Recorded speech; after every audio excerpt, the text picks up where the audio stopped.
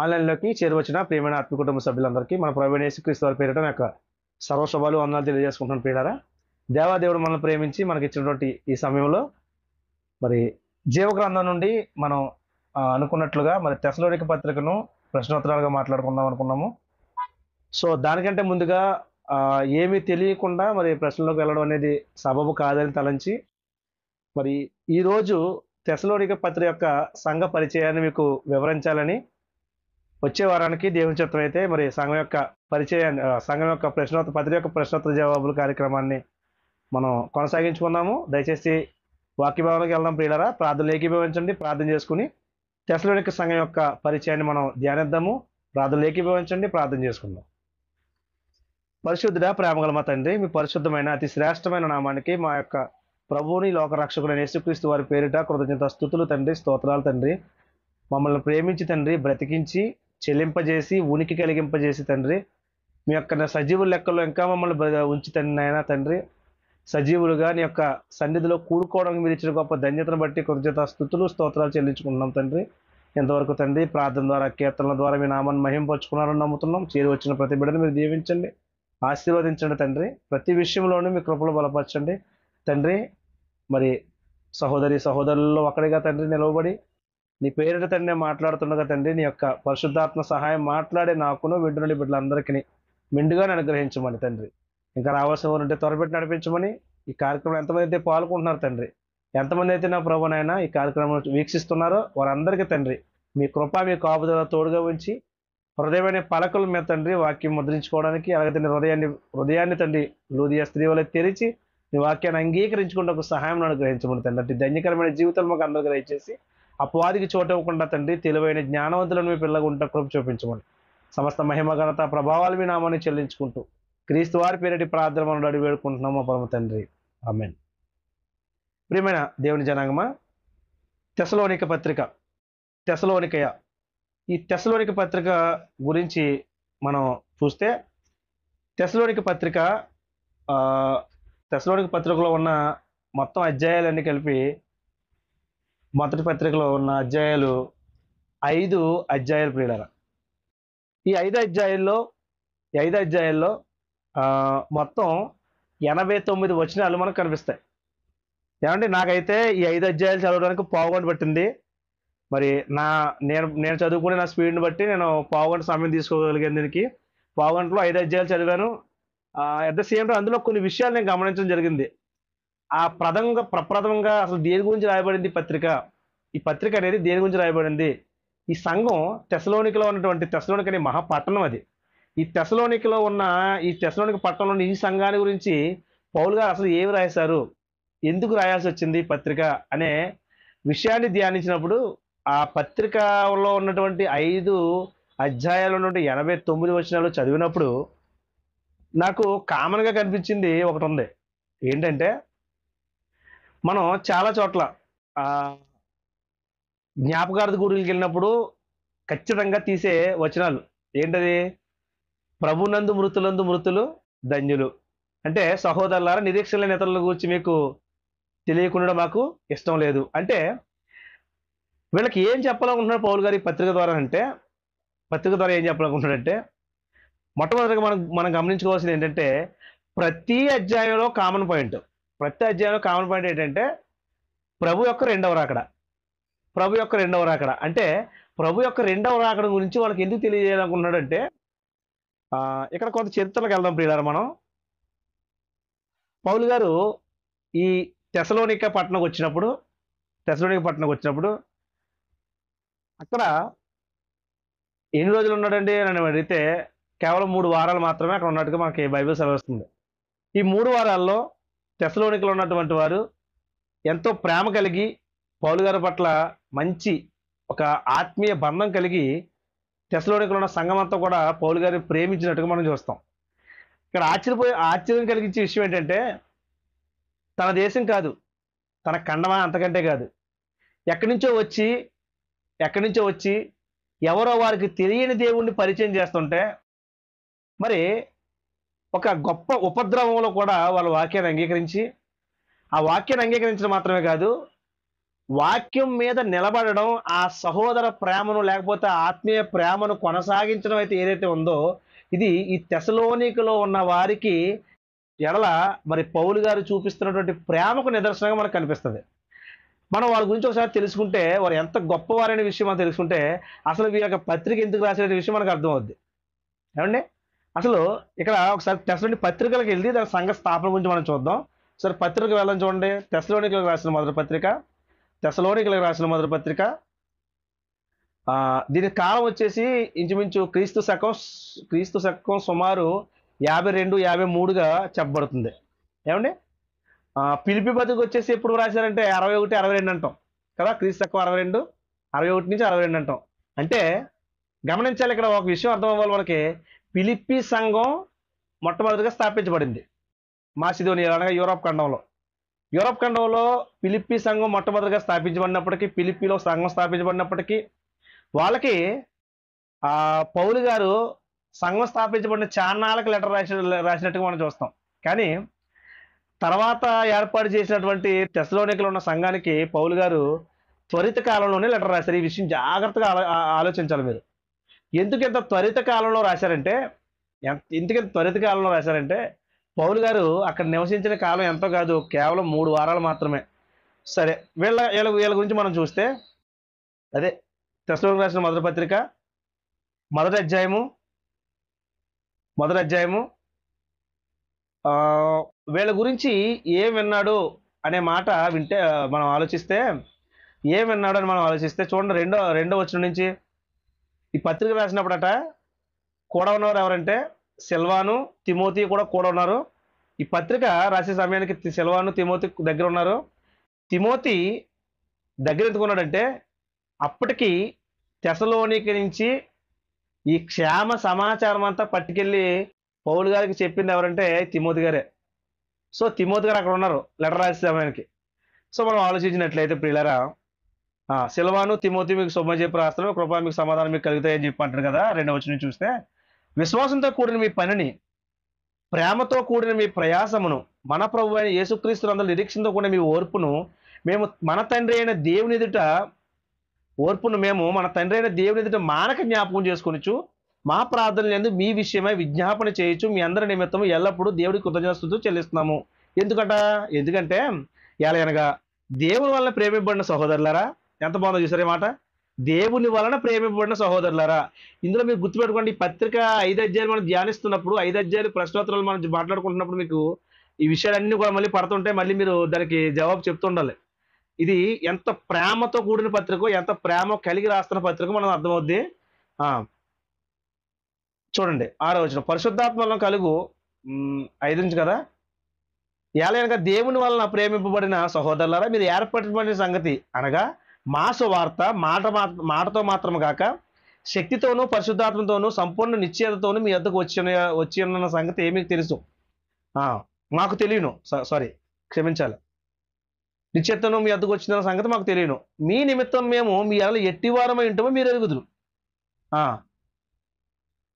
పరిశుద్ధాత్మ వలన కలుగు ఆనందముతో,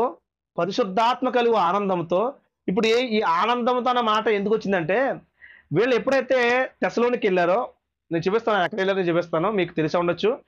ఎప్పుడైతే తెసలోనికి వెళ్ళారో అక్కడ దేవుని వాక్యం ప్రకటించినప్పుడు అక్కడ పెద్ద గలిబిలే జరిగింది, పెద్ద గొప్ప ఉపద్రవం వచ్చేసింది. ఎవరి వల్ల? అక్కడ ఉన్న తెసలోనికి పట్టణస్తులు కాదు ఆ గలిబిలి చేసింది, ఆ గొడవ చేసింది. ఎవరంటే యూదులు, సొంత జనాంగం. ఎక్కడికి వెళ్ళి యూదులు పోరు మనకి. అపోస్తల కార్యాలు ఎక్కడ చూసినా, వేరే దేశస్తుల దగ్గరికి వెళ్ళినా, వేరే ఖండానికి వెళ్ళినా అక్కడక్కడ మొత్తం చెదిరిపోయి ఉన్నారు. ఎవరో యూదులు. ఈ యూదులు, అక్కడ చెదిరిపోయిన యూదులు, మరి వీళ్ళు ఒకరి నుంచి ఒకరు వాట్సాప్ గ్రూప్ ఉందో ఏంటో తెలియదు. మరి అప్పుడు వాట్సాప్ గ్రూప్ ఉంటే అన్ని లింకులు వచ్చేసి వాళ్ళకి షేర్ చేసుకుందరు. కానీ మనుషులు పంపించారో ఏం చేసి తెలియదు, కానీ మాట మాత్రం విస్తరించేసిందంటే అపవాది ఎంత స్పీడ్గా పనిచేసాడో ఒకసారి ఆలోచించండి. క్రీస్తు రాజ్యాన్ని, స్థాపించబడిన సంఘాన్ని పడగొట్టాలని ఎక్కడైతే దేవుడు తన ప్రణాళిక కలిగి ఉన్నాడో అక్కడికి పంపిస్తుంటే, అపవాది కూడానే వెంటనే వాళ్ళకంటే ముందుగానే ఒక అడుగు ముందేసి పరిగెడతా అక్కడ ఉన్న యూదులు రేపడం, అక్కడ ఉన్న యూదుల ద్వారా వీళ్ళకి అపాయం కలగజేయడం, అక్కడ వాళ్ళు మచ్చల పడడం, వాళ్ళు ఏదైతే యూదులందరూ కూడా మారిపోతున్నారో, లేదా అక్కడ ఉన్న వాళ్ళందరూ కూడా ప్రభు వైపు తిరిగేస్తున్నారు అని అసూయతో, మత్సరంతో ఎంత హింస కలగజేశారో, అక్కడ ఉన్న వారిని ఎంత గలిబిలి చేశారో మనకి చరిత్ర గ్రంథమైనటువంటి అపోస్తల కార్యాలు చూస్తే మనకు అర్థమవుద్ది. సో ఇంత గొప్ప ఉపద్రవంలో కూడా పరిశుద్ధాత్మ వలన కలుగు ఆనందముతో ఎప్పుడైతే వాక్యం ప్రకటించారో, ఆ వాక్యాన్ని ప్రకటించినప్పుడు వాళ్ళకి ఏం జరిగిందంటే ఆనందం కలిగింది. ఏ ఆనందం ఇది? పరిశుద్ధాత్మను పొందుకున్నామని ఆనందం. ఈ పరిశుద్ధాత్మ పొందుకున్న ఆనందంలో గొప్ప ఉపద్రవం వచ్చింది. సో ఆనందం ఆవిరైపోయే క్షణాలు అవి. ఆనందం ఎంతసేపు నిలబడే క్షణాలు కాదు. అయినప్పటికీ అంత గొప్ప ఉపద్రవంలో కూడా, అంత గొప్ప పరిస్థితుల్లో కూడా ఈ ఆనందం ఏదైతే ఉందో, ఈ ఆనందమే గెలిచింది తప్ప వాళ్ళ ఉపద్రవం అనేది గెలవలేకపోయింది పిల్లరా. ఇక్కడ బాగా అర్థం చేసుకోవాలి. సో దేనికోసం అయితే పౌలు గారు కష్టపడ్డారో, దేనికోసం అయితే తిమోతి కష్టపడ్డాడు, దేనికోసం అయితే సిల్వాను కష్టపడ్డాడో, దేనికోసం అయితే మరి సీల కష్టపడ్డాడు, దేనికోసం అయితే పేతురు కష్టపడ్డాడు, అంతేందుకు దేనికోసం అయితే ప్రభు కష్టపడ్డాడో, దేనికోసం అయితే ప్రభు ప్రాణం పెట్టాడో, ఎవరి కోసం అయితే సర్వ మానవాళి కోసం ప్రభు రక్తాన్ని కార్చాడో, ఆ రక్తాన్ని కాచిన రక్తానికి విలువగా పౌలు చేసినటువంటి పరిచర్యకు ప్రతిఫలంగా తెసలోనికలో ఉన్న వారి యొక్క ప్రేమ దేవుని యందు మరి ఎంతో గొప్పదే కనిపిస్తుంది. వారు ఉపద్రవం వచ్చిందని కృంగిపోలేదు, ఉపద్రవం వచ్చిందని ఆగిపోలేదు. కానీ వాళ్ళు ఏం చేసేది తెలుసా? ఇంత గొప్ప ఉపద్రవంలో కూడా మీరు వాక్యం అంగీకరించి మమ్మును ప్రభువును పోలి నడుచుకున్నారు అన్నాడు. చూసారా? అంటే పౌలు గారికి ఎంత గొప్ప ఆలోచన విధానం ఒకసారి ఆలోచించండి.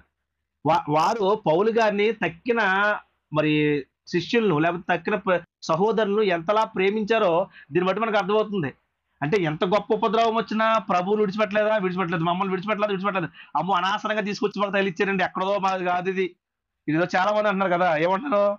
మాది కాదు, ఎవడో ఇంగ్లీష్ వాడు తెచ్చుకుని పెట్టారు. అసలు ఇంగ్లీష్ వాడు కూడా కాదు, అది ఇంగ్లీష్ వాడు కూడా కాదు. గట్టిగా మాట్లాడితే మన ఆసియా ఖండందే, ఇంగ్లీష్ వాడితో కూడా కాదు అది. సో గట్టిగా మనం వాస్తవాలు మాట్లాడుకుంటే మనకి సంబంధించింది భూభాగానికి మధ్యలో ఉన్నటువంటి ఇశ్రాయేలులో దేవుడు పుట్టాలనుకున్నాడు. అది ఆయన ఇష్టం.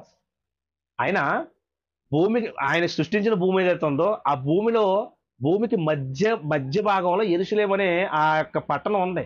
ఇశ్రాయేలు దేశం భూమికి మధ్య భాగంలో ఉంది. కాబట్టి సెంటర్ పాయింట్ చేసుకుని, సెంటర్గా చేసుకుని, కేంద్రంగా చేసుకుని దాన్ని భూ దిగంతాల వరకు తన సువార్తను ప్రకటించడానికి దేవుని ప్రణాళిక కలిగి ఉన్నాడు. సో దాని కాలంలో మనం ఎవరైనా చెప్పండి. ఆ విషయం తిరిగి చాలా మంది పాపం మత ఉన్మాదంతో రెచ్చిపోతున్న చాలా మంది, బైబిల్ సరిగ్గా తెలియని, కనీస జ్ఞానం తెలియని చాలా మంది అమాయకులు ఈరోజు వాడు ఎక్కడో తీసుకొచ్చి మాకు ఆపదించారు అని అంటున్నారు. కానీ తెసలోనికలో ఉన్నవారు కూడా యూదులు కాదు, అక్కడ ఉన్నవారు అన్యులే. తెసలోనికలో ఉన్నవారు ఇంకా గట్టిగా మాట్లాడే తెసలోనికలు ఎవరన్నా తెలుసా? రోమీలు ఎక్కువ ఉన్నారండి. రోమ పౌరసత్వం కలిగిన వారు ఎక్కువ ఉన్నారు. మీకు ఫిలిప్పీ సంఘం గురించి చెప్పాను. అక్కడ ఫిలిప్పీలో కూడా రోమ పౌరసత్వం ఉన్నవారే ఎక్కువ ఉన్నారు. అందుకే మన పౌరసత్వం ఇహలోక సంబంధమైనది కాదని మీకు జ్ఞాపకం చేసుకుని, మన పౌరసత్వం పరలోకం ఉందని తెలుసుకోండి. ఇక్కడ పౌరసత్వం గురించి మీరు విరవిగుతున్నారేమో అన్నట్టుగా పౌలు గారు వాళ్ళని హెచ్చరిస్తూ ఉంటాడు. సో ఏదేమైనప్పటికీ అక్కడ కూడా మరి పౌలు గారి యొక్క ఆ తెసలోనిక పట్టణంలో కూడా యూదులు ఎక్కువ మంది ఉన్నారు. కానీ మెజారిటీ ఆఫ్ పీపుల్ ఎవరు ఉన్నారంటే రోమీలు ఉన్నారు. అంటే రోమ పౌరసత్వం కలిగిన వారు ఉన్నారు. అది ఏ దేశం నుంచి కానివ్వండి, అన్యులు కానివ్వండి, వాళ్ళు ఎక్కువ ఉన్నారు. వాళ్ళు కూడా దేవుడిని అంగీకరిస్తున్నారు. చాలా మంది చాలా బాగా అంగీకరిస్తున్నారండి. ఏమండి? ఆ అంగీకరించే విషయం కూడా మనం చూద్దాం ఇప్పుడు. అయితే ఎంత వీళ్ళ యొక్క ప్రేమను పౌలు ఎందుకు మర్చిపోలేకపోతారు, ఎందుకు మానక దేవుడికి కృతజ్ఞత స్తుతులు వీరిని బట్టి చెల్లిస్తున్నాడనంటే వాళ్ళు కలిగినటువంటి విశ్వాస జీవితం ఎంతో దృఢమైంది ప్రియులారా. ఏమండి? ఈ 5 అధ్యాయాల మీద ఒకసారి చదివేయండి. తర్వాత ఒక్కొక్కటి చదువుకున్నాడు మనకు అర్థమవుద్ది. తెస్సలోనికీయులకు రాసిన మొదటి పత్రిక. ఏమండి? ఈ 5 అధ్యాయాలు చదివితే ఇందులో వీళ్ళ ఇంట్రడక్షన్లో వీళ్ళ గురించి మాట్లాడుతూ 2వ అధ్యాయానికి వెళ్ళే ముందు నేను చెప్పాను కదా, కామన్ ఉన్న పాయింట్ అంటున్నాం కదా, ఇవన్నీ కూడా మనం చూస్తే చూడండి. 1వ అధ్యాయమే 10వ వచనంలో మనం చూస్తే, మీ వద్ద మాకు ఎట్టి ప్రవేశం కలిగను, అక్కడ జనులు మమ్మను గూర్చి తెలియజెప్పుచున్నారు. మరియు మీరు విగ్రహం విడిచిపెట్టి జీవము గలవాడును సత్యవతునకు దేవునికి దాసులగుటకును దేవుడు మృతుల్లో నుండి లేపిన యేసు అనగా ఇక్కడ చూడండి, అనగా రాబోవు ఉగ్రత నుండి మనలను తప్పించుచున్న ఆయన కుమారుడని యేసు పరలోకము నుండి వచ్చునని ఎదురు చూచుటకును మీరు ఎలాగూ దేవుని వైపునకు తిరిగితురో ఆ సంగతి వారే తెలియజేయుచున్నారు అన్నాడు. చూసారా? ఈ విషయం అర్థం కావాలి. వీళ్ళు వీళ్ళంతా బాగానే ఉంది కానీ ఆ ప్రభు రాకడ విషయంలో ఒక క్లారిటీ కావాలి వీళ్ళకి. అంటే వీళ్ళు ఏమంటారట, అక్కడ వచ్చి చెప్పిన వాళ్ళు ఏం చెప్తున్నారట, పరలోకం నుండి యేసు వచ్చునని, యేసు పరలోకం నుండి వచ్చిన ఎదురు చూచుటకును మీరు ఎలాగూ దేవుడి వైపు తిరుగుతారో ఆ సంగతి వారే తెలియజేస్తున్నారు. సో ఇప్పుడు ఏం చేయాలి, వాళ్ళకి కొన్ని కొన్ని అనుమానాలు, కొన్ని కొన్ని సందేహాలు, లేకపోతే ఒక దిగ్భ్రాంతిలో దిగ్భ్రాంతిలో ఉన్నప్పుడు, లేకపోతే ఒక విషయంలో కన్ఫ్యూజన్ ఉన్నప్పుడు, సందేహం ఉన్నప్పుడు, మరి యోధా గారు రాసినట్లుగా సందేహపడే వారి మీద కనికరపడమన్నాడు. అందుకే వీళ్ళని కనికరపడి, వీళ్ళ మీద కనికరపడి ఏం చేయాలి ఇప్పుడు అని అంటే, ఏం కాదు, ఖచ్చితంగా వీళ్ళకి ప్రభు రాకడను గూర్చి ఆ అవగాహన కావాలి. సో ప్రతి విషయంలోనూ ప్రభువును గూర్చిన అవగాహన వీళ్ళకి ఉండాలి, ప్రభు రెండవ రాకడ గూర్చిన సంపూర్ణ జ్ఞానం వీళ్ళకి కావాలి అని అనుకున్నటువంటి పౌలు గారు ఎప్పుడైతే తిమోతి గారు వెళ్ళి ఆ యొక్క విషయాన్ని తెలియజేశారో, అక్కడ ఉన్న వారి గురించినటువంటి చాలా చాలా విషయాలు, చాలా మంచి విషయాలు తెచ్చారో, మరి పౌలు గారు ఆ ఆ సంతోషంతో రాస్తున్నటువంటి పత్రిక. మీకు సంగతి చెప్పమంటారా, ఈ పత్రిక ఎవరు పట్టుకెళ్ళారు కూడా మనకు అక్కడ ఎక్కడ తెలియలేదు ప్రియులరా. ఎవరు పట్టుకెళ్ళి ఎవరి చేత పంపడానికి కూడా చరిత్రలో ఎక్కడ లేదు, ఎవరు చెప్పలేదు అండి. చాలా వాటిలో కూడా నేను చూసాను, ఎవరు చెప్పలేదు. రైట్. ఇంకో విషయం ఏంటంటే ఈ తెస్సలోనిక పత్రిక సంఘం 3 వారాలు, ఈ తెస్సలోనిక పట్టణంలో 3 వారాలు ఉన్నాడు. తర్వాత అక్కడి నుంచి వెళ్ళిపోయాడు. ఒకసారి మనం ఈ సంఘం యొక్క స్థాపన మనం చూస్తే అపోస్తల కార్యాల గ్రంథం, వచ్చిన చరిత్రకు వెళ్తున్నాం మనం. అపోస్తల కార్యాల గ్రంథం 16 అధ్యాయంలో మనం ఏ ఊరు వెళ్తామమ్మా? అమ్మ మీరు చదువుతున్నారు, బైబిల్ చదువుతున్నారు మీరు అసలనే? మీకు అసలు అలా కాదమ్మా, అలా కాదు, బైబిల్ చదువుతున్నారు అసలు మీరు? అసలు అపోస్తల కార్యాలు చదవమని చెప్పిన చదువుతున్నారా ఏంటి? రాంగ్ క్వశ్చన్, రాంగ్ జవాబులు ఏంటి మీరు? అసలు ఏం చెప్పాలనుకుంటున్నారు? 16 అధ్యాయులు ఏ పట్టణం మీకు కనిపించలేదు అసలు? మీకు పిలిపి పట్టణం, మాసిదోనికి వెళ్ళినప్పుడు పిలిపి పట్టణం, అసలు ఏం చదువుతున్నారమ్మా మీరు? నాకు అర్థం కాదు అసలు. ఎన్నిసార్లు అసలు ఇలాగైతే మనం ఎప్పుడు నేర్చుకుంటాం బైబిల్? మన జీవితం అయిపోద్ది లోపు. కొంచెం బుర్ర పెట్టండి మీకోసం. మన దేవుడు ఎంత సమయం మనకి ఇస్తున్నాడో ఏంటిది అసలు. పిలిపి పట్టణం వెళ్ళాడు, పిలిపి పట్టణం నుంచి ఎక్కడికి వెళ్తున్నాడో చూద్దాం.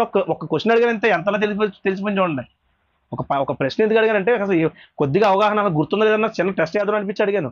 పిలిపి పట్టణంలో అక్కడ లూదియా గారిని చూస్తాం, 16 అధ్యాయం అంతా అపోస్తల కార్యాలు. ఎన్నిసార్లు చదువుకున్నాం, ఇప్పటికీ ఆ విషయం గుర్తులేకపోతే ఎలాగమ్మా? ఇప్పుడు పిలిపి పట్టణం ఎవరెవరంటే ఇప్పుడు ఏం చెప్తారు? మళ్ళీ మొత్తం ప్రశ్న చెప్పి రావాలా? లూదియా గారు, తర్వాత చెరసాల నాయకుడు, రోజా చిన్నదే, సో చెప్పి చిన్నదే, ఇవన్నీ కూడా మనకు తెలుసు కదా. ఆ యొక్క చెరసాల నాయకుడు కుటుంబం వాళ్ళందరూ బాప్తిజం పొందారు. అక్కడి నుంచి సెలవు తీసుకుని, మరి లూదియా గారి ఇంటికి వచ్చిన తర్వాత అక్కడి నుంచి సెలవు తీసుకుని 17 అధ్యాయంకి వచ్చేసరికి వాళ్ళు ఎక్కడికి వెళ్తున్నారని మాట చూపించడానికి మాట్లాడిగాను నేను మిమ్మల్ని. చూడండి 17 అధ్యాయం చూడండి. 17 అధ్యాయం ప్రారంభం. వారు అపోలోని పట్టణం మీదుగా వారు తెస్సలోనికి వచ్చారు. అక్కడ యూదుల సమాజ మందిరం ఉంది. అక్కడ పౌలు తన వాడుకు చెప్పిన సమాజ మందిరంలోకి వెళ్ళిపోయాడు. క్రీస్తు శ్రమ పడింది. ఏం చెప్పాడట? ఆడికి వెళ్ళి చెప్పింది ఏంటంటే, రండి మీ అప్పులు తీరుతాయని చెప్పలేదు, రండి మీ అవసరాలు తీరుతాయని చెప్పలేదు, లేకపోతే రండి మీకు రోగాలు పోతాయని చెప్పలేదు. కానీ అసలైన వాక్యం ఏదైతే ప్రభు చెప్పమన్నాడో షార్ట్ టైం, ఇదంతా చాలా మంది సేవకులు కూడా చాలా మంది ఏం చేస్తారంటే, ఇది చెత్త అంతా చెప్పుకొస్తారు, అసలు విషయం చెప్పట్లేదు. అక్కడ ఆయన వెళ్ళి అంటే ఏం చెప్పాడట? చాలా క్లియర్గా రాయబడి 3వ వచనం చూడండి. క్రీస్తు శ్రమపడి మృతుల్లో నుండి లేచుడు ఆవశ్యకమనియు నేను మీకు ప్రచురం చేయు ఏసే, ఇప్పుడు నేను ఏదైతే చెప్తున్నాడో యేసు, ఆ ఏసే క్రీస్తు అయిన లేఖనంలో నుంచి దృష్టాంతాలను ఇప్పి చెప్పుచు వారితో 3 విశ్రాంతి దినాలు తర్కించినట్టు. 3 విశ్రాంతి దినాలు తర్కించినట్టు. అందుకే కింద మనం ఫుట్ నోట్లు చూడగలిగితే 3 వారాలు రాయబడి చూడండి కింద. ఆ 3 వారాలు అక్కడ ఉన్నాడు. 3 వారాలు తర్కించారు కదా. తర్కించినప్పుడు ఏం జరిగింది చూడండి. తర్కించి వారిలో కొందరును, ఇక్కడ సంఘం ఏర్పడుతుంది చూడండి. మీరు జాగ్రత్తగా మనసు పెట్టి వినాలి. మరొకసారి చెప్తున్నాను, మనసు పెట్టి వినండి. ఇక్కడ సంఘం ఏర్పడుతుంది. వారిలో కొందరు, 4వ వచనం, 17 అధ్యాయం అపోస్తల కార్యాలు 4వ వచనం చదువుతున్నాం చూడండి. 4వ వచనంలో వారిలో కొందరును భక్తిపరులకు గ్రీసు దేశస్తుల్లో చాలా మంది ఘనత గల స్త్రీలలో అనేకులను ఒప్పుకొని పౌలుతోనూ శీలతోనూ కలుసుకున్నది. చూసారా? అంటే అక్కడ వాక్యం ఏదైతే ప్రకటించబడిందో, క్రీస్తు శ్రమపడి మృతుల్లో నుంచి లేచాడు. ఆ మృతుల్లో నుంచి లేచిన యేసు గురించి ఏమంటే ఒక విషయం అడుగుతాను. ఎందుకంత డైరెక్ట్ పాయింట్లో వచ్చాడంటే, ఆయన ప్రపంచవ్యాప్తంగా యేసు క్రీస్తు ప్రభు యొక్క మరణం గురించి, ఆయనకు వేసిన శిక్ష గురించి, ఆయన మోసిన సిలువ గురించి మొత్తం అంతా అప్పటికే వ్యాపించిపోయింది ప్రియులారా. వ్యాపించిపోయిన కారణాన్ని బట్టి ఆ సంగతి తెలుసు. ఎవరైతే యేసు యెరూషలేములో మృతి పొందాడని మీరు విన్నారో, లేకపోతే మీరు తెలిసిందో, మేము ఎవరినైతే ప్రచురం చేస్తున్నామో, ఆ ప్రచురం చేసిన ఆ యేసే క్రీస్తు అయి ఉన్నాడు. ఏదైతే మాకు లేఖనాలు పూర్వకాలం నుంచి మా దేవుడు చెప్తూ వచ్చాడో, మరి సర్వోన్నత దేవుడు లేఖనాలు ధర్మశాస్త్ర గ్రంథంలో రాసి ఇశ్రాయేలుకి ఇచ్చాడో, ఆ లేఖనం ఉన్న క్రీస్తు మరి ఎవరో కాదు, ఈ యేసే ఆ క్రీస్తు. ఆయన మృతుల్లోనే లేచాడనే అవశ్యంగా చెప్తున్న ఆవశ్యక, మరియు మేము ఏదైతే చెప్పామో అదే ఆ క్రీస్తు ఏసే క్రీస్తు అన్నాడని లేఖనంలో దృష్టాంతాలను విప్పు చూపించారటండి. అన్ని కూడా ప్రూఫ్తో చూపించాలన్నమాట. చూపించి దృష్టాంతం నెత్తి చెప్పుచు వారితో 3 విశ్రాంతి దినాలు తర్కించారు. ఈ 3 విశ్రాంతి దినాల్లో పట్టబడిన వారే ఈ 4 వచనంలో ఉన్నవారు కొంతమంది. వారిలో కొందరును భక్తిపరులకు గ్రీసు దేశస్తులు చాలా మంది, గ్రీసు దేశంలో అబ్జెస్టులు ఎవరోళ్ళు అన్యజనులు చాలా మంది, ఘనత గల స్త్రీల్లో అనేకులు ఒప్పుకుని పౌలుతో శీలతో కలుసుకున్నారట. అయితే ఇక్కడ వచ్చిన ప్రశ్న ఏంటంటే, అయితే 5వ వచనంలో యూదులు మత్సరపడి పనిపాట్లు లేకుండా తిరుగుతున్న కొంతమందిని ఎంటబెట్టుకు వచ్చారు, అబద్ధ సాక్ష్యాలు పలికించారు. వీళ్ళని ఇక్కడికి వచ్చి మొత్తం ఈ భూలోకం తలకరం చేస్తారు, ఇక్కడికి వచ్చి మొత్తం నాశనం చేసేస్తారు. ఇలా ఒక కొత్త రాజు ఉన్నాడు, కైసరికి వేరే వ్యతిరేకంగా ఇంకో రాజు ఉందని చెప్తున్నారు అని ఒక రాజద్రోహాన్ని వాళ్ళ మీద వేశారు, ఒక దేశ ద్రోహాన్ని వాళ్ళ మీద అంటగట్టారు. సో ఇదంతా కూడా ఒక ఉపద్రవం, అంటే చిన్న ఉపద్రవం కాదు, మహా ఉపద్రవం అనాలి దీన్ని. మీకు ఆలోచించండి, ఇక్కడ నోటితో చెప్పుకుంటా పోతే మీకు అర్థం కాదు కదా. మీకు ఒక ఆలోచనమైనటువంటి వీడియో మీ హృదయంలో మెదలాలి. ఇప్పుడు అక్కడ జరుగుతున్న సిచ్యువేషన్, పౌలు శీల అక్కడికి వెళ్ళిన తర్వాత అక్కడ జరిగినటువంటి విషయాలు మనం ఆలోచించగలిగితే ఎంతో భయంకరమైన పరిస్థితులు. అల్లరి పట్టణం అంతా గలిబిలి చేసి పడేశారు.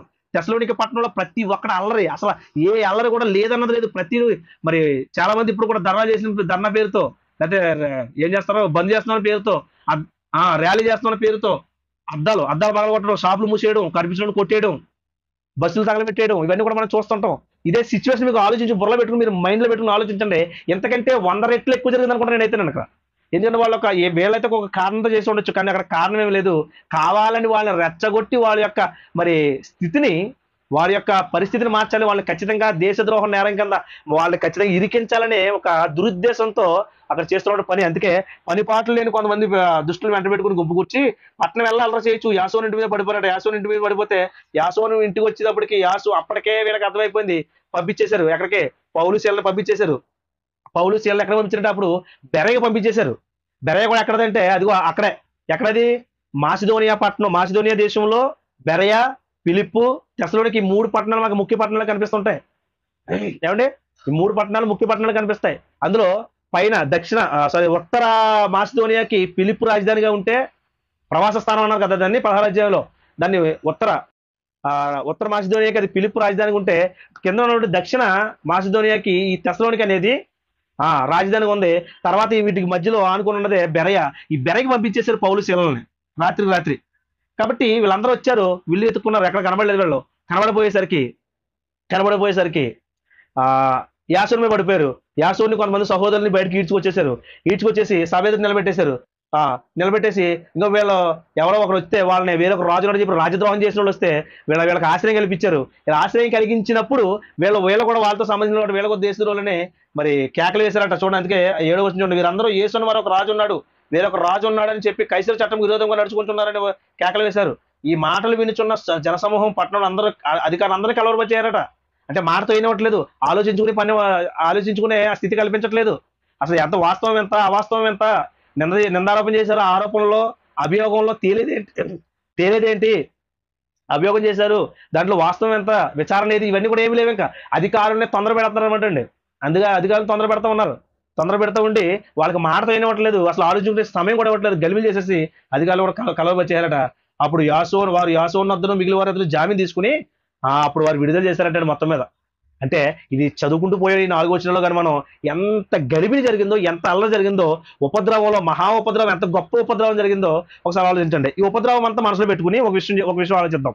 ఈ ఉపద్రవం అంతా మనసులో పెట్టుకుని ఒక విషయం ఆలోచి. ఏంటి ఆ విషయం అంటే, పైన మనకు 4వ వచనంలో కనిపిస్తున్న కొంతమంది విశ్వాసులు, పౌలు శీలతో కలుసుకున్న కొంతమంది విశ్వాసులు కేవలం 3 వారాలుండి అక్కడ దొరికితే ఇక చంపేస్తారు కదా, అవునే కదా, అక్కడ దొరికితే చంపేస్తారు. ఇంకా చంపేయడం అటు కాదు, పౌలు శీలను చంపేసేంత పరిస్థితి. అందుకే దేవుడు అనేకమైన సహోదరుల ద్వారా దేవుడే వారిని తప్పించి ఇంకా చాలా పని ఉంది పౌలు గారికి.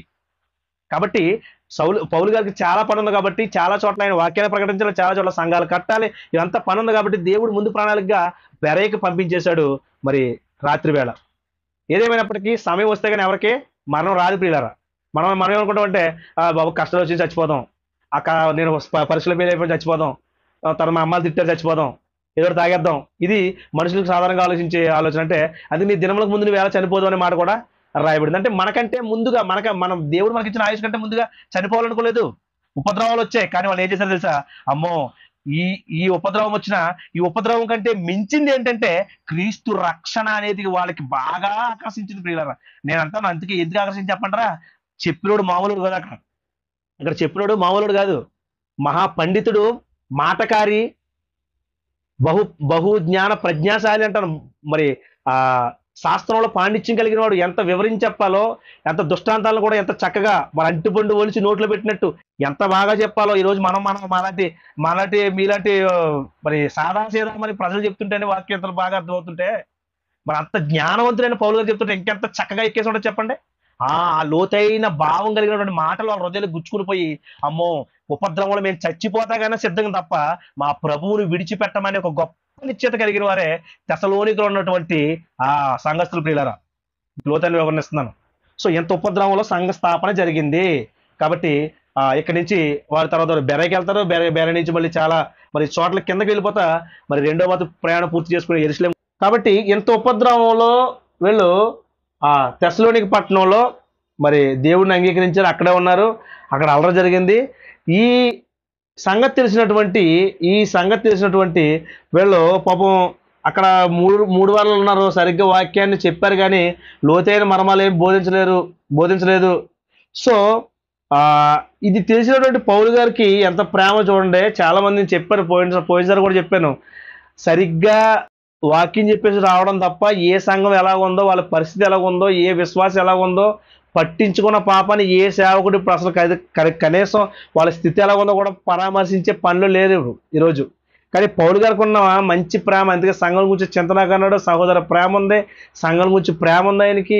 ఏ వాక్యం అయితే కట్టాడో ఆ వాక్యంలో ఉన్న వాళ్ళు తొలగిపోకూడదని, నాయనా తిమోతి ఇదిగో 3 వారాలు మనం అక్కడ మేము ఉన్నదంతా అక్కడ 3 వారాలే ఉన్నాం, 3 వారాలు అక్కడ ఉన్నాం. కాబట్టి నువ్వు వెళ్ళిన ఆయన వెళ్ళి అక్కడ ఉన్న వారిని స్థిరపరచు, వాక్యంలో వాళ్ళని స్థిరపరచు.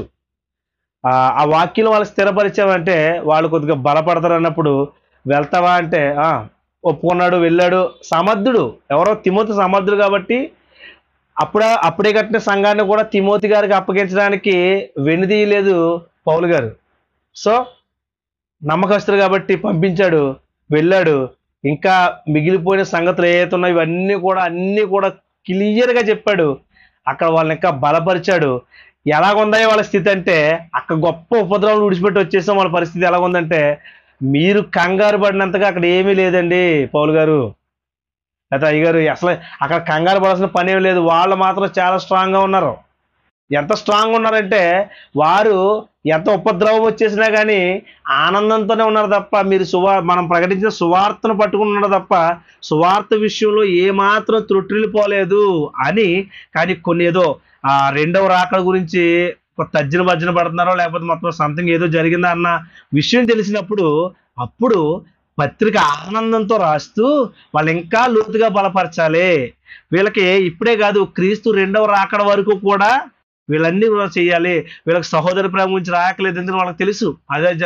ఐదాజ్యాలు అంటాడు, సహోదర ప్రేమ గురించి మీకు రాయని అవసరం లేదు, ఎందుకంటే మీకు తెలుసు. కానీ బయట వారు పక్కన పనులు వాళ్ళ కూడా మీరు అందంగా ప్రేమ కలిగి ఉండండి, అందరిని సంపాదించుకోండి, ఎవరికి దూరం అవ్వద్దు అనే విషయం మనకి అక్కడ అర్థమవుద్ది.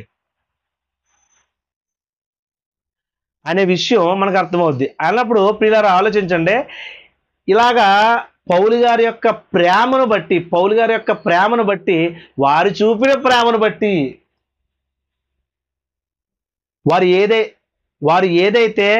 వారు ఏదైతే ప్రేమ కలిగి ఉన్నారో పౌలు గారు వాళ్ళు కూడా సంఘం పట్ల అదే ప్రేమ కలిగి ఉన్నందున సంతోషపడుతూ రాస్తున్నటువంటి పత్రిక. నేను చాలా సందర్భాల్లో చెప్పాను, నాకు ఇష్టమైన సంఘం ఎందుకంటే పౌలు గారిని సంతోషపరిచారు. నిజంగానే దేవుణ్ణి సంతోషపరిచిన సంఘం ప్రియులారా. పౌలు గారిని, దేవుణ్ణి అలాగే పోలి నడుచుకున్న సంఘం అది. కాబట్టి మంచి విలువలు కూడిన సంఘం, విలువలతో మరి మంచి ప్రేమ కలిగినటువంటి సంఘం. మరి ఇచ్చే విషయంలో కూడా పౌలు గారికి ఏది తక్కువ కాకుండా మరి అన్ని విషయాల్లో వారు సహాయం చేస్తూ మరి ఆయన్ను ఆదరిస్తూ దేవుని పట్ల ప్రేమ కలిగి బాధ్యత కలిగి ఇవన్నీ కూడా చేస్తున్నటువంటి సంఘమే ఈ తెస్సలోనిక సంఘం. సంఘ స్థాపన అంత గొప్ప ఉపద్రవంలో మహాశ్రమంలో జరిగింది. ఏదైతే ఫిలిప్పి సంఘంలో జరిగిందో అలాగే, అంటే ఇంచుమించు ఒకే ఏరియా కాబట్టి మొత్తం యూదులు ఎక్కడ పడితే అక్కడ మత్సంతో నిండి యూదులందరూ రేపబడి మొత్తం అంతా కొలాప్స్ చేద్దాం అనుకున్నారు. ఎవడతారని చెప్పండి, క్రీస్తు రాజ్యం అంతకంతకు విస్తరిస్తూనే పోయింది తప్ప ఎవడైతే ఆకాశం మీద ఉమ్మి వేయాలనుకున్నాడో వాడి మీదే ఉమ్మిబడి వాడి ముఖమే నాశనం అవుతుంది తప్ప క్రీస్తు నుంచి కూడా కదిలించే ఆ సాహసం ఎవరు చేయకూడదో చేసిన వారికి అది వర్కౌట్ అవ్వదు. కాబట్టి తెస్సలోనిక యొక్క సంఘ స్థాపన ఎంత ఉపద్రవంలో జరిగింది. ఈ విషయాలన్నీ కూడా మనసులో పెట్టుకుని, ఖచ్చితంగా చెప్తున్నాను, ఇవన్నీ కూడా మనసులో పెట్టుకుంటే నెక్స్ట్ వీక్ నుంచి పత్రికల యొక్క అధ్యాయాలు ప్రశ్నోత్తరకారంగా జరిపించుకుందాం. లేకపోతే మీరు పత్రిక మీరు చదివేసుకోండి, నాకు నేను మామూలు మెసేజ్లు చెప్పుకుంటాను, ఇబ్బంది లేదు, అంతా బాగానే ఉంటుంది. సో ఈ విషయాలను కూడా మనసులో పెట్టుకోండి. అడిగితే చెప్పేలా ఉండండి, ఎందుకంటే అవతల చెప్పేవాడికి ఆసక్తికి పోనివ్వకండి. సరేనా? మీరందరూ బాగా నేర్చుకుంటే, మనందరం బాగా నేర్చుకుంటే రేపొద్దున ఎవరికైనా సమాధానం చెప్పొచ్చు. రేపొద్దున ఎవరైనా నేర్చుకున్నాం అనుకోండి అందంగానే, ప్రతి విషయంలో కూడా అక్కడ ఎవరైనా ఏదైనా కారణం అడిగితే హేతువుడికి ప్రతి వాడికి సమాధానం చెప్పాలి సాత్వికంతో. మనం చెప్పాలంటే మీరు 16 అధ్యాయంలో అడిగింది మీరు 17 అధ్యాయంలో చూపిస్తే, లేకపోతే ఎప్పుడు అడిగింది ఇంకో దాంట్లో చూపిస్తే ఎలా ఉంటుంది? అడిగిన ప్రశ్న ఏంటో చక్కగా అర్థం చేసుకుని విని దాన్ని అర్థం చేసుకుని సమాధానం చెప్పండి. ఇవన్నీ కూడా మనందరం కూడా ఇవన్నీ కలిగి ఉండాలని కోరుకుంటున్నాను. అది అర్థమైందండి? కాబట్టి ఈ విషయాలను మనసులో పెట్టుకోవడం తెలియజేస్తూ నా మాటలు ముగిస్తున్నాను. చిన్న ప్రార్థన చేసుకుందాం ప్రియులారా. ఆలస్యం క్షమించండి, ప్రార్థన చేసుకుని కార్యక్రమం ముగించుకుందాం ప్రియుల. పరిశుద్ధ ప్రేమగల మా తండ్రి, మీ పరిశుద్ధ నామానికి కృతజ్ఞత స్తుతులు స్తోత్రాలు తండ్రి. ఎంతవరకు తండ్రి ప్రభువా, నీ మీద ప్రేమ కలిగినటువంటి తెస్సలోనిక పత్రిక తండ్రి నాయన, మరి తెస్సలోనిక ఉన్న సంఘస్థులు వారు అన్యులైనప్పటికీ తండ్రి నాయన, మరి ఎంతో ప్రేమ కలిగిన వారిగా మీ మాటను అంగీకరించి నీ కుమారుని యొక్క త్యాగాన్ని, శిలువ శ్రమను తండ్రి హృదయాలకు హత్తుకున్న ప్రభు నాయన, హత్తుకుని ఉపద్రవం ముందు కూడా తండ్రి దాన్ని మహదానందంగా ఎంచుకుని తండ్రి నాయన, ఉపద్రవాన్ని శ్రమలని తండ్రి చులకనగా చేసుకుని తండ్రి విలువైన తండ్రి నీ కుమారుని యొక్క క్రీస్తు త్యాగాన్ని మాత్రం తండ్రి హృదయంలో తండ్రి పెట్టుకున్న సంఘాన్ని మాకు చూపించారు తండ్రి. ఇది మాకు మాదిరి, మాకే కాదు తండ్రి, ప్రపంచ మానవాళికి తండ్రి సంఘం మాదిరి ప్రభువ. వారు ఇక్కడే ప్రభునైనా అకయ మాసిదోనియాలో ప్రతి ఒక్కరికి మాదిరిని మీరు రాయించారు తండ్రి. ఆ మాదిరికరమైన సంఘాన్ని ఈరోజు మీరు ధ్యానిస్తుండగా తండ్రి, సంఘం యొక్క స్థాపన ఈరోజు మీరు ధ్యానించాం. మీ కుమారుడుగా తండ్రి అయినా మరి మీ ఎదుటి నిలబడి తండ్రి పరిశుద్ధాత్మ సహాయంతో కొన్ని విషయాలు నా సహోదరులకు చెప్పాను తండ్రి. తండ్రి విన్న మా అందరికి తండ్రి మా హృదయాల్లో మీ యొక్క వాక్యాలు ముద్రింపడ్డకు సహాయం దయచేయండి. మధ్యవరపు తీసివేయండి తండ్రి నాయన, జ్ఞాపశక్తిని దయచేయండి అందరికీ. మరి చిత్తశుద్ధి కలిగి తండ్రి, మనస వాచ తండ్రి, బైబిల్ మీద తండ్రి ఏకాగ్రతతో మిగతా లోక సంబంధమైన తండ్రి భౌతికమైన పనులన్నీ కూడా తండ్రి పక్కన పెట్టి మొదటి స్థానం మీ వాక్యానికి ఇవ్వడానికి నా సహోదరు మనందరికీ నేర్పమని కోరుకుంటున్నాను తండ్రి. దీవించండి నాయన, ఆశీర్వదించిన వారికి ఉన్న ప్రభునైనా, పనుల్లో తోడుగా తండ్రి, వారికి ఉన్న పనుల్లో తండ్రి నాయన కుటుంబ బాధ్యతలు ఉన్నాయి తండ్రి. అయినప్పటికీ వారు నేర్చుకోవడానికి ఆసక్తి కలిగి ఉన్నారు, అవి కూడా తండ్రి నాయన మీరు వారికి సహాయం చేసి ఆ నేర్పించే క్రమంలో తండ్రి సహోదరులకు తండ్రి సహోదరులకి మీ యొక్క కృప చూపించండి, జ్ఞాపశక్తిని దయచేయమని కోరుకుంటూ తండ్రి నాయన, ఎంతవరకు నీ సహాయం అనుగ్రహించిన దాన్ని బట్టి కృతజ్ఞత స్తుతులు చెల్లించుకుంటూ ఈ వాక్యం ఎంతమంది అయితే వింటున్నారో చూస్తున్నారో తండ్రి వారందరికీ తండ్రి నీ కృప మీ కాపుదలు దయచేయమని తండ్రి. సమస్త మహిమ ఘనత ప్రభావాలు మీరు చెల్లించుకుంటూ మీ యొక్క కుమారు రాకరాలస్యమైతే తిరిగి మేమందరం ఈ విధంగా కలుసుకుని పర్యాంతం మీ మహాకృప మాకు అందరికీ తోడుగా ఉంచమని కోరుకుంటూ మా ప్రభువైన యేసుక్రీస్తు వారి పేరిటి ప్రార్థన మనం అడిగి వేడుకుంటున్నాం మా కన్న తండ్రి. Amen amen. అందరికీ వందనాలమ్మా.